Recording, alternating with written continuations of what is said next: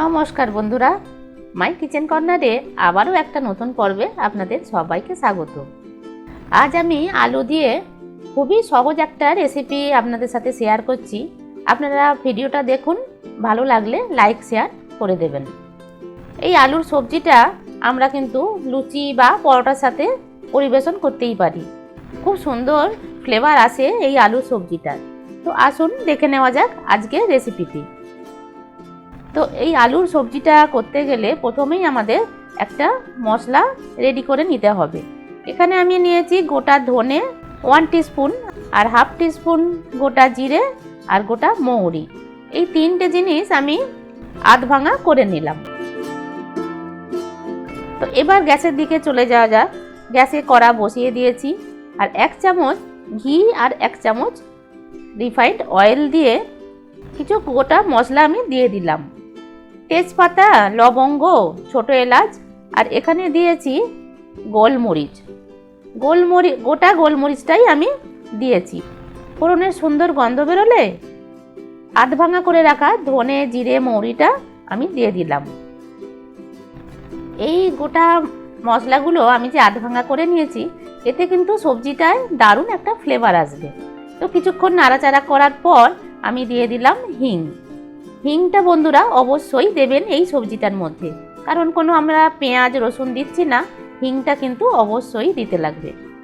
আর এর সাথেই দিয়ে দিলাম কুচিয়ে নেওয়া কাঁচা লঙ্কা আর গ্রেট করা আদা। আদাটা গ্রেট করেই দেবেন বন্ধুরা। আদাটা বাটা দিলে যতটা না ভালো লাগে, গ্রেট করে দিলে এই যে ছোট ছোট দানা একটু মুখে পড়লে দারুণ লাগবে। তো খুব বেশি আদাটা ভাজবো না, তাহলে আদাটা কিন্তু তেতো হয়ে যাবে।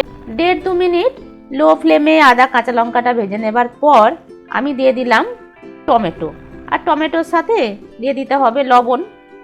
খুব ভালো করে নাড়াচাড়া করে এখানে দিয়ে দেব হলুদ আর কাশ্মীরি লঙ্কা। কাশ্মীরি লঙ্কার বদলে নর্মাল লঙ্কার গুঁড়োও দিতে পারেন, তবে কাশ্মীরি লঙ্কাটা কিন্তু কালারটা দারুণ সুন্দর আসবে।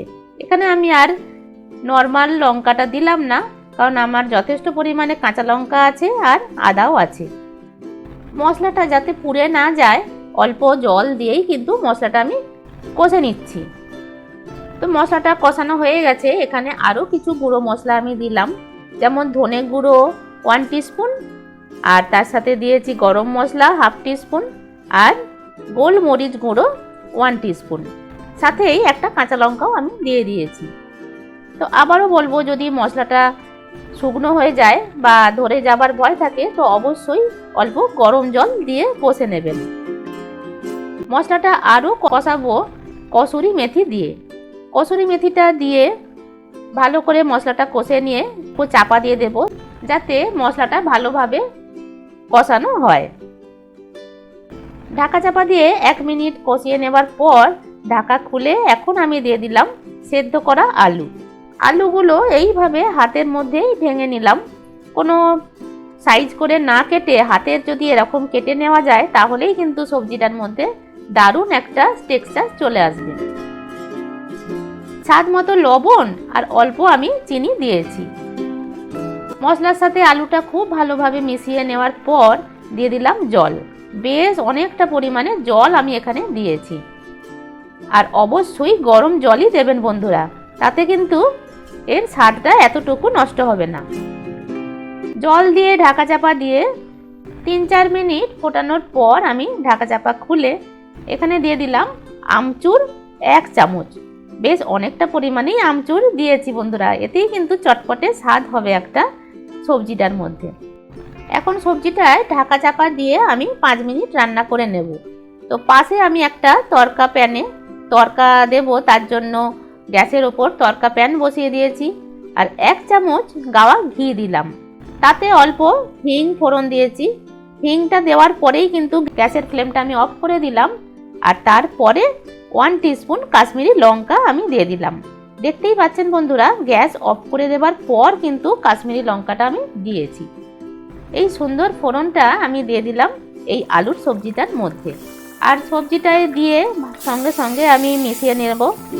আর তার সাথেই দেব 1 মুঠো ধনেপাতা। তো রেডি হয়ে গেল একদম সহজ একটা রেসিপি, আলুর সবজি, যেটা কিনা আমি পরোটা দিয়ে সার্ভ করেছি। এটা অবশ্যই রুটি, লুচি, পরোটার সাথেই সার্ভ করতে হবে। দারুণ সুন্দর একটা রেসিপি। আপনাদের কেমন লাগলো আমাকে কমেন্ট করে অবশ্যই জানাবেন। ভালো লাগলে লাইক শেয়ার করে দেবেন, আর সাবস্ক্রাইব যদি এখনও না করে থাকেন তাহলে এখনই করে দিন। আজকের ভিডিও এখানেই শেষ করছি। আপনারা ভালো থাকবেন, সুস্থ থাকবেন। ধন্যবাদ।